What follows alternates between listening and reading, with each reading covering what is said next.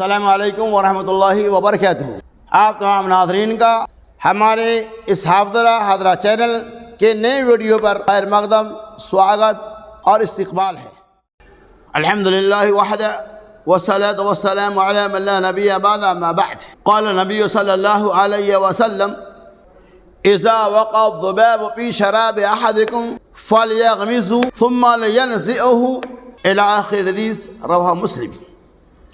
رسول اللہ صلی اللہ علیہ وسلم نے ارشاد فرمایا اذا وقع الذباب في شراب احدكم، جب تم میں سے کسی آدمی کے پینے کے برتن میں، پینے کے سامان میں کوئی مکھی گر جائے، فَلْيَغْمِسْهُ، اسے چاہیے کہ اسے اس میں ڈبو دے، ثُمَّ لِيَنْزِعْهُ، اور پھر اسے نکال کر پھینک دے۔ کیوں؟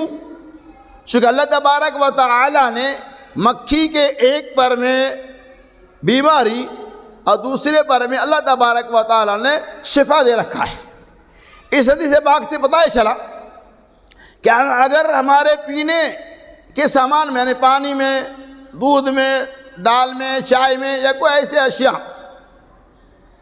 جو تیرنے والا ہو، اس کے اندر نہ مکھی گر جائے تو مکھی کے گرنے کی وجہ سے وہ سامان حرام نہیں ہو جاتا ہے۔ اللہ کے رسول نے طریقہ بتلایا کہ اگر چائے میں مکھی گر جائے، دودھ میں مکھی گر جائے تو اس مکھی کو پورے طریقہ سے اسے ڈبو دو اور پھر نکال کر پھینک دو۔ کیوں؟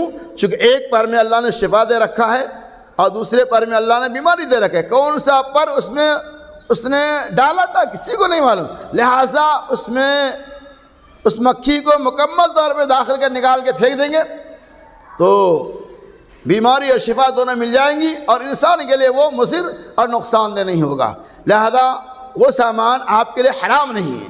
مکھی کے نکالنے کے بعد آپ اسے پی سکتے ہیں۔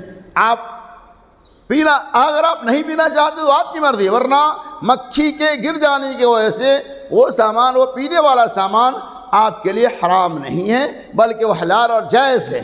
اللہ تبارک و تعالی سنوی حدیث کے اوپر ہمیں اور آپ کو عمل کرنے کی توفیق رفیق عطا فرمائے۔